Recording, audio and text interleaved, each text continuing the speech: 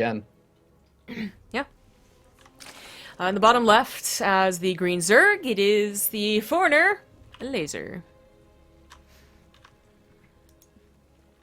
And his opponent in the top side, we have the red Zerg player. Leading up the series 2-0, it's viOLet.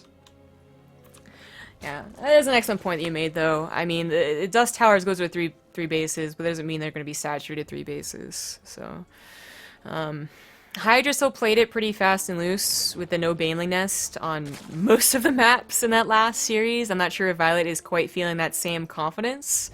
As sure, Laser's down 0-2, and that first game was a little bit of a stomp, kind of. The second game was not. That definitely had opportunity for Elazer to win. He just, fumbled at the finish line. Yeah, it's one of those very difficult situations where I think he made a ton of those units, and he felt like he had to commit to the aggression, but it clearly just didn't work out. He ended up getting held with the additional DPS of those queens and the spine crawler. It almost looked like it could have worked out. I don't know, maybe if, like, I don't even know if it was like a micro thing where he needed to make sure that his Zerglings were in the front, because I know Zerglings are behind the Roaches, so what ended up happening was spine crawlers were attacking the Roaches rather than the Zerglings, which is never ideal, but there's a lot of things that could have changed, and Elazer has got to be the one that figures out what he needs to do differently to take it back in the series. viOLet goes for one of those quicker speed builds here. It's going to give him a lot of control. It's actually where Elazer had a lot of his momentum from in that last game, despite still losing it, was having such an increased advantage in that speed. Did viOLet ever get speed last game? I don't even remember. I don't think he did. Damn. Okay. If he did, he got it very, very late. Well, the tables have turned? Nah, Lazer's still going to get his own. Man, Elazer is big on that APM spam. He's sitting up at like 600, 700 APM. They got to impress us. They know the game hard overlay's on. Whoa! Damn, what the hell? He's up to 800! What the shit? Oh my god! This is... Okay, so there's those like... eggs. Yeah, there's like a difference between players who will spam APM and they'll do like a sort of abusive hotkey things. They'll spam their APM up to like thousands. And then there's just hitting up to that like weird point where it's like, that realistically could be what his APM spam was. Dang. Like unassisted. Well, viOLet is kind of playing like Hydra here. He's going for that Roach Horns of the Baneling Nest. Now Elazer is throwing his down. It's about halfway done, but his ling speed's so much slower. I don't know if he'll have a confidence to initiate a Baneling all in. And by the time he does have his own speed, the Roaches will be out blocking that ramp.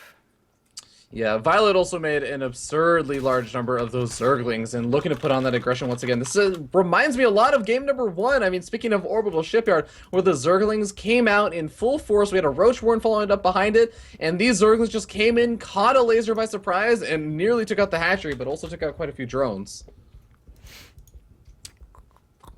Oh shit, I've been watching that the entire time. I'm the greatest YouTuber ever. Well, we do have these Zerglings doing a good bit of damage at the on the Queen, but Baneling already out this time for Elazer, and this time, even though the Queen goes down and we have some delayed mining over here at the natural expansion, I feel like Elazer's hold definitely looking much better in this game. Yes, yeah, that Orbital Shipyard game, that started a lot. Oh, pending the fact that he just wasted all 4 of those Banelings on a few Zerglings. That kind of sucks. Unfortunate. Yeah, and now he's committing to a few more Lings and Banelings here, but they're not going to be able to do anything. The Roaches are already out for viOLet. They just clog up this ramp right here, and everything's Gucci. The Banelings are going to go in first. They're expecting other Banelings, so they split, but that's not going to help. Yeah, luckily those Banelings are not going to be chased down, as I believe a Baneling still moves a bit faster than slow Roaches, but this is that point where I think maybe he says, okay, the Roaches have moved across the map. I see that with my Overlord. Well, I made some Zerglings. I made some Banelings. Time to counterattack. He does need his own Roach Warren really badly. Lazer's trying to get that down, but it's not...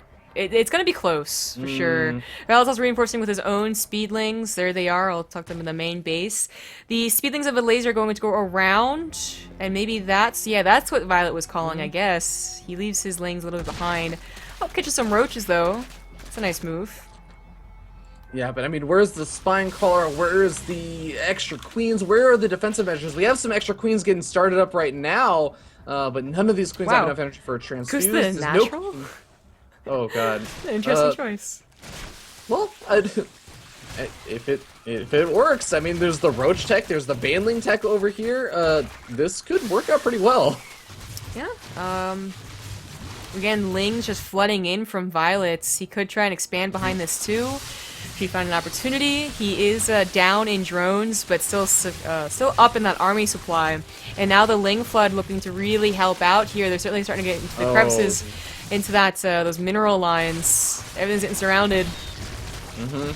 And with that big army engagement now, we're going in Violet's favor. We are going to see continuous Zergling reinforcements, but here's the, I guess, the nice thing going for Elazer is that his reinforcements are going to be roaches versus just mostly Zergling reinforcements for Violet, so this can still turn around. He is still also sitting up at a nice drone lead. I might have missed Banelings going into Violet's I think we did miss Banelings. As I now look and I'm like, wait a second, there were only 18 drones left. There used to be more than that. Yeah, Violet within the burst of drones though is back up, is looking okay. He just built, he built the evolution chamber. So his attack is getting cleaned up, but it did enough to definitely equalize, even get him ahead. Okay, maybe not cleaned up. I spoke too soon. Damn it. Yeah, and the queens have been taken out as well, so the larva is not necessarily going to be there to get out the massive number of units. He needs to deal with the aggression that has done so much. He's just right-clicking down drones right now. 15 drones, still Zerglings. 15 drones to 30. Exactly half the army supply of Violet. That sucks. This is his game. Worker supply. His counterattack is going to be so slow, it's not going to really do anything, and that's disappointing. I mean, I think if Elazer, well, no, yeah, I think Elazer would have gone into this thinking like, okay, it might be Violet, which has a lot of name behind him, but it is a ZvZ, and I've been practicing a lot of ZvZ, so I probably felt fairly confident in it, and still gets 3-0'd. I mean that sucks. Tournament was sort of kind of looking like one that he could make the round of 8, but he made the round of 16, which is prize pool and WSS points. So yeah, I mean, but saying that you made the round of 16 is still an accomplishment for sure. He's gonna continue to try and make this work, but he's droning up to try and play catch up. And at the same time, I think every single time he drones up, he ends up losing like at least a third of the drones that he just made to some Zergling run-bys from Violet. Violet also grabbing a third, getting up that Roach count. He's gonna need a miracle, and I don't mean just like a Zergling run-by and kills a bunch of drones miracle. I mean, he's gonna need to kill more than half the drones of Violet, and he realizes it. GG.